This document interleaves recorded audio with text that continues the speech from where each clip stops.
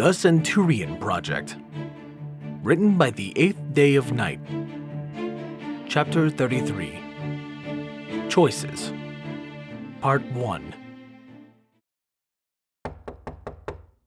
Elias woke up slowly, which in and of itself was an oddity. He never woke up peacefully, ever. Even his best days led to night terrors. They were simply a fact of life. He went to bed. He woke up a few hours later, either screaming his head off or in a cold sweat. It was how things were. Not today, though. Today he woke up slowly, and in truth, he felt unwilling to leave the warmth of his bed. A knock on his door, however, prodded him awake. With a groan, Elias rubbed at his face and rolled free from the comfortable bed. He felt a dozen aches in his legs and arms, as well as a significant twinge in his shoulder. Elias tried not to groan in pain as he massaged the overly used muscle. He briefly wondered if Scalpel would be able to fix the age-old injury. Magic was a thing, after all. Maybe the unicorn could make it like new. Then Elias would have to deal with one less ache every time he did anything. Another insistent knock came from the door. "I'm coming," Elias said loudly. Pushing himself to his feet, Elias worked his shoulder as he walked stiffly towards the door. With a final grunt of pain, Elias opened it and was immediately pounced by a certain blue Pegasus. Night Flash landed on his chest and immediately pressed his fuzzy cheek against Elias as he snuggled in deep. "Red, I am so sorry about yesterday. I thought my mom would be nicer, but she just got so overprotective and Elias placed a hand over his muzzle, silencing the Pegasus instantly. Elias made sure their eyes met, and he silently pulled Night Flash closer and hugged them, softly yet firmly. The Pegasus sighed and returned it, nuzzling Elias's bare chest. As the pony grew comfortable, Elias kept his voice soft. "Flash, it's fine. I'm fine." Night Flash sniffed. "I know, Red. I know. I thought she would like you more. When you left, I got scared you wouldn't want to see us again." Elias glanced at Bookbinder, who gave him a sad smile. "We were so nervous, Elias. You just seemed so lost, beaten. You were trying so hard to make us happy, but it backfired so horribly. I'm sorry, Elias. I'm so sorry that happened to you. You put in far too much effort to have it thrown back to your face, and I'm so sorry that's all it was." Elias motioned for her to walk closer. The unicorn hesitated for a moment, then did so. As soon as she was close enough, Elias grabbed her and pulled her into the hug as well. Bookbinder sighed happily as she rubbed against both of them, and the three remained in place for a while, simply relishing the physical contact. The lack of bathing must have gotten to the pony's more sensitive senses, however, because Bookbinder peeled away from the hug first, smiling at Elias as she closed the door behind them. Night Flash was a bit more reluctant, so Elias scooped him up and carried the Pegasus to the bed, setting him on an undisturbed portion. Elias then began rifling through the clothes strewn about the room, searching for a cleanish tunic to wear before his morning shower. "So, what are you two doing here?" Elias asked as he took a whiff of one of his red tunics. It didn't quite smell bad. Elias mentally shrugged and pulled the tunic over his head, while Bookbinder answered. She levitated a large white box toward him with a smile on her face. "We thought we would treat you. Donut Joe's is best in Canterlot, and what better way to celebrate our engagement than with donuts?" Elias smiled at the offer, but as he came fully awake, the pressure he had found momentary escape from pressed down on his skull. The decision he had been given was massive, and his discussion with Luna had brought him no closer to reaching an answer. Her argument rang around his skull, chased by the fear of what could happen, of what could repeat. He couldn't lose everything again. He just couldn't. He wouldn't. However, Luna seemed like she was telling him the truth, and no matter what he had said to the alicorn, he didn't want to lose her either. She was a valuable counsel in his life and a source of calm from the turbulence of his thoughts. Save for the instances where he ended up on his deathbed, she didn't treat him like a child or a threat, just a person. Elias's smile dipped as he thought about that. The relationship between even them had changed, and she didn't want him to remain a simple guard. She trusted him immensely to offer such a thing to a foreigner, both in species and birthplace. Citizenship be damned, he didn't know anything about Equestria. Not really. He had been outside of Canterlot only 2 times, and both had him walking about the Everfree. What he did know was war. And that was what Luna was counting on. She, and by extension her sister, knew as well as he did that the ponies would be drastically underprepared for real fighting. The wedding was more than evidence of that. Even they were infiltrated. The guards should have been able to put up a better fight, yet most were captured within moments of the initial attack. Even if they practiced at a new high for the next 7 months, training was only part of the battle. Elias had no idea how they would deal with the logistics of a march, or if anyone was thinking about those logistics. They needed an expert, and while he was no Caesar or Alexander, he was human, and that made him an expert. Elias blinked as Nightflash hoof touched his arm. That begs his ooze concern as he scooted closer. What's wrong, Red? You know whatever it is, we're always going to be here, right? Elias sighed and sat down next to him. I know. It's that very fact that worries me. He scratched the back of his head, running a hand through his untied hair. Bookbinder looked at him with a frown as the box of donuts floated over to the rest of their miniature kitchen. She sat down in front of him, laying her head on his knee as she stared up with her wide pony eyes. Come on, Elias. Talk to us. What are you trying to hide behind those eyes of yours? Did the dinner get to you that much? Elias shook his head. No, or at least not really. It certainly didn't help, don't get me wrong, but if I hadn't gone to see the princesses beforehand, I think I could have dealt with it better. What did the princesses want to talk to you about? Nightflash asked, leaning against Elias's shoulder. You seemed very upset when I found you back there. Elias nodded dismissively as he reached up to scratch the pony's ears, doing his best to ignore the still largely destroyed room. Upset seems like a gross understatement. His lame attempt to dodge the question didn't work as Bookbinder and Nightflash watched him with silent, caring eyes. Elias sighed deeply. The princess offered me a job. A promotion, if you will. I'd say that's wonderful news, Elias, Bookbinder said. But it feels like there's more to it than a simple rank bump. Elias nodded. They want me to make a legion, from scratch.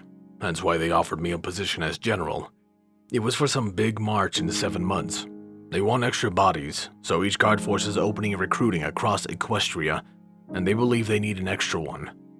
Bookbinder gasped softly and rubbed his knee. Elias, I'm so sorry. I can't imagine how that must make you feel. The phrasing of her words seemed a bit odd, but Elias decided to ignore it as he nodded silently and pushed himself to his feet. Lifting the mattress, he retrieved the set of journals hidden under it. After letting the mattress drop, Elias stared at the worn covers for a minute, then glanced at the pair of ponies beside him.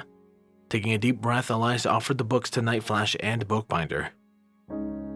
If you want to understand, then read these. I've kept them hidden from you for long enough. You deserve the whole truth about me. Bookbinder's face took an odd look as she shook her head. Elias, we don't need that. We know those are private, and that you have a good reason for keeping it that way. She tried to use a bit of magic to push his hand back, but Elias pressed the journals forward. No, you're my friends, and I haven't been telling you the whole truth. I can't have our relationships be built on falsehoods. You don't deserve to be lied to. Bookbinder looked at Nightflash, who sighed and nodded once. The mare seemed to wither as she rose to her feet. She walked in front of Elias, gently pushing the journals back with her hoof. If today is going to be a day of truth, then we have something to tell you as well. Elias noticed tears in her eyes as she looked at him with the saddest expression he had ever seen. He found that he despised that look on her face. Elias? She took another deep breath. We already read your journals. We know everything that has happened to you. Both of us do. Elias blinked at her in shock as his hand fell to his side. What? He asked in disbelief. The single word caused Bookbinder to flinch, but she didn't look away as the tears climbed down her cheeks. When you got sick, we were cleaning your room and we found the journals and we read them. I told you we didn't because I was scared you would push us away, but we read them. Every word, every torture and terrible act. We read through it all. The notebooks fell from his limp fingers as shock climbed through his mind, ripping apart any coherent thought. But then why? Elias asked, stuttering. Why did you decide to be my friends? Why try to be my parents? Why didn't you do the smart thing and run far, far away? Elias demanded, his voice sounding unintentionally sharp in his ears. Bookbinder whimpered softly. Because you aren't the same now as you were then, Elias. The man in the journals isn't the man we know, she said, doing her best to maintain eye contact. You are so much better now. You care about your friends. You do what's right. You've been nothing but kind and honest since you came to Equestria. And when we read the journals, we saw you were trying to be a better person. Succeeding, too. She reached out for a moment, then seemed to think better of it as her bottom lip quivered and her hoof retreated. Please, Elias, she pleaded. We just wanted to help you be your true self, the man we know and love. We didn't want you to hurt all alone. Nightflash rose from the bed and stood at her side, nuzzling her neck softly. The action broke the dam in her eyes, and Bookbinder turned away from Elias, weeping into the Pegasus fur. Elias had never seen the expression on Nightflash's face, but the Pegasus looked suddenly tired and so much older, like life had taken an immeasurable toll in only a few moments. His eyes betrayed his exhaustion, covering the usual youthful cheerfulness that Elias usually found. We can understand if you're angry, Red, the Blue Pegasus said. If you still don't want to see us again, then so be it. We still love you all the same. Say the word and we'll go. Elias stood in a paralyzed silence for a moment. Very little of his mind actually cared that they had read his journals. He had been prepared to let him read the notebooks. What did it matter if they already knew? No, that wasn't quite right. It did matter, but not in a negative way. The voice at the back of his mind screamed at him to act. His friends and potential family were hurting inside because of him, and he was standing like a lump. Elias moved quickly, his face twisting in a false snarl as he scooped up the two ponies, pressing them tight against his chest in a bone-crushing hug. I don't recall saying that you two were allowed to go anywhere, Elias growled. If you think I'm ever gonna let you escape me now, you're sorely mistaken. Bookbinder gasped happily and lashed her hooves around his neck. You mean you don't care that we lied to you? Elias let out a long breath as he plopped down on the bed. Technically speaking, it really bothered him that he had again been lied to, but this was different than what the princesses had done. This was far more to his personal benefit, and it was Bookbinder and Nightflash. Was he really going to risk driving them away over something that had happened months ago? He stared at the ceiling for a moment before answering. You read all of that and decided to be my friends anyway. I couldn't be angry if I wanted to be. You saw a monster and treated him like any other person. He laid his chin on top of her head. I couldn't ask for more from you. Bookbinder let out a sigh of relief and nuzzled his neck, taking care not to stab him with her horn. Thank you, Elias. Just thank you. Elias matched her sigh with one of his own. Can you just promise me one thing? Bookbinder wiggled free from his grip so that she could stare into his eyes. Anything, baby boy. Just ask. Elias felt his bad eye twitch for a moment before he dragged her close again, petting her mane as he rubbed his cheek against hers. Please, don't leave me, he said softly. Tears sprang from his eyes as a tidal wave of familiar yet foreign emotions crashed into his battered mind. He felt like an utter child, but he had no idea how to make the sensation stop. So Elias just held onto the pony in his arms. His grip on the ponies tightened as he kept them as close as possible, as if his hands were the only thing keeping them at his side. Nightflash nuzzled his chin, then grabbed Elias' head with his hooves, forcing eye contact. Red, I want you to listen to me carefully, because I'm only going to say this once. Under no circumstances, ever, will we leave you. You are more than just a friend, and no matter what happens, no matter what paperwork we write, no matter where we are your family. It's just as simple as that. It doesn't have to be official, and if it will make you more comfortable, we'll never make it official. But we will always be with you, no matter what happens. Alright? Elias sniffed meekly as he tried to dry his tears. Nightflash just smiled and rubbed against his wet cheek. We've got you, buddy. Forever and always. The Pegasus snorted and wiggled closer, wrapping his wings around the human in a hug. Besides, I dare you to try and escape our hugs. The joke was small, but it caused Elias to smirk. Bookbinder then chuckled, followed by Nightflash dropping a serious expression. The three hugged each other as they all laughed. With the mood brightened, Bookbinder began to blow raspberries on Elias's neck. He responded by grabbing her with both hands and tickling her belly fur. The mare squealed as she tried to escape his dexterous fingers. Flash quickly came to his fiance's aid, pushing Elias back to the bed as he tried to pin the offending limb, only to be caught by the other arm. Soon, both ponies were wiggling as they cried out for the human to stop his attacks on their soft belly fur. Once he made them sufficiently red in the face, Elias stopped, letting them both catch their breath. He sat back, chuckling at their antics. When they recovered, they exchanged a lightning-fast look and pounced Elias's one, pinning his arms as they nuzzled his sides. The human groaned in play agony as the overly sweet display, but that just made things worse as Flash tried to find his ticklish areas. Elias, with his battle-torn numb body, had nearly none, and the Pegasus searched desperately. Elias thought he would get away without being tickled. Only his feet were free from nerve damage, and he knew for a fact that the pair of ponies would never guess it. Until Bookbinder made mention of Elias's unusually bare feet. A trace of fear must have creeped across his face, because the pair grinned at each other, and Elias knew instantly that he was in trouble. Plucking a stray feather from Flash's wing, Bookbinder pinned his legs while Flash held his arms. With her magic, Bookbinder began to run the feather up and down the sole of his foot, and it took him seconds to begin laughing uncontrollably. Luckily enough for him, he had enough strength to snatch Nightflash up, resuming his attack on the Pegasus' belly fur while he tried to ward Bookbinder away from his feet. Once they were all sufficiently red in the face, they collapsed in a pile on the bed, smiling at each other brightly. You two are mean, Elias said breathlessly. Ambushing a man in a room like this? The epitome of cruelty. Bookbinder stung her tongue out at him. Would you prefer if we did this in the cafeteria? What would all the guard ponies think of the big, strong human reduced to a giggling mess because of a feather? Your reputation would be ruined. Elias snorted. Maybe, but I'd like to see anyone say something to my face. Bookbinder swatted his chest.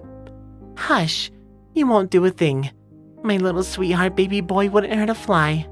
Nightflash and Elias exchanged a look and a chuckle, causing Bookbinder to pout. Her expression melted away as Elias's finger found her ears, scratching them gently. The unicorn cooed softly and she snuggled up against his chest. I wish we could do this every day. She sighed softly. Elias sighed. But alas... I know, she replied. Whatever happens, we're going to be here, Elias. Flash is right. No matter what any legal paperwork says, we're family. Nothing can separate us. Elias stared at the ceiling. Don't be so sure, he said softly, because I still haven't made a decision. They glanced down at the unicorn and Pegasus, and both stared back. Their eyes held nothing but complete understanding and compassion, and while it felt nice to have those eyes directed at him, they didn't help him make a choice. His eyes drifted back to the ceiling. If I go through with taking the princess's offer, I can't have a family. I can't even have friends. At least not you two. I know you'll volunteer the second I put anything out. Try to stop us, Nightflash said with a smile. I've thought about it, Elias said, looking down at the pony. Nightflash cocked his head and his smile dropped. Why? Do you not want to have us as fellow guards at least? Elias shook his head. No. In fact, if I had it my way, both of you would be dismissed from the guard right now. I would send you home so that you could be safe, because I'm absolutely terrified of what can happen if you don't stay here. He raised a finger. And before you say anything, I know that's not my call. I know you could go over my head. I know you're supposed to be protecting me, but let's be completely honest with each other. No matter what the law says about my age, no matter how much I have enjoyed pretending to be less than I am, I'm the best fighter out of all of us. My killer instinct overpowers anybody's. I've taken hundreds of lives, and nowadays, I don't even blink when I make the call to go for a killing blow. I'm just better at it, and that means I'm better at protecting you two than you are at protecting me. He sat up as the ponies moved off his chest, and Elias stared at his hands as he rubbed at the wealth of calluses decorating his fingers. Frankly, I'm better at everything when it comes to war. I'm human. It means I'm better at dealing death than anything. My mind is wired for war, especially given what I've been through. It's why the princesses are right, and as much as I hate to admit it, they do need me. Equestria needs me, and I hate the fact that it does. I don't want to be needed. Not as a killer, at least. I don't know what to do. He looked at Bookbinder. So what do you think I should do? Should I stay as a regular guard and just fight like anybody else would, or do I... Elias waved his hand around as he looked for the word. Give in. Give the princesses what they want, and do the same thing that got everyone I loved killed the last time I tried it. He sighed and leaned against Night Flash. The pony wrapped a ring around his body and rested his head on Elias's back. If I become a general, though, the trial parenthood is over. Full stop. The answer will be a definite no, especially if you two volunteer. I won't put my parents through the kind of hell I'm thinking about for training. I'm going to need to be cruel, distant. General Bright only, not Elias, not Red, not anything. No friends, no parents. I will need to be absolutely alone so that I can focus on making sure as many ponies make it home as possible. Bookbinder leaned against his other shoulder and exhaled loudly. I can't give you an easy answer, Elias. I would love to have my baby boy be General Bright, but I think you're right. You will have to be cruel, especially to us. We're going to volunteer, whether you like it or not. But if you see us as your parents, you won't be hard on us. Won't train us like we need to be trained. Not only will we not get training we need, but you will also be so worried and caught up on our own safety that other things will slip by, making things worse. If that all happens, then I feel that what you fear will come to pass. It's not something any of us want. She rubbed his back with her hoof as she met his eyes. I just want you to know that whatever happens, Elias, we are always going to be friends. I know there will be terrible days, and sometimes we'll feel angry at you, but I can see in your eyes that you want us to adopt you officially, and that will get us through the hard days and make our love for you all the stronger. She rubbed his knee. It is something you want, right? Elias nodded and looked away. It's a terrible time to make up my mind about it, but yes, I think I do. General Bright can't accept it, though, and it's one of the reasons that makes this such a difficult choice. Bookbinder nuzzled his neck. I know, baby boy. I won't pressure you to do anything you don't want, but should you decide to be General Bright, then know that once this march is over, I'm full napping you and adopting you. No questions, no hesitation.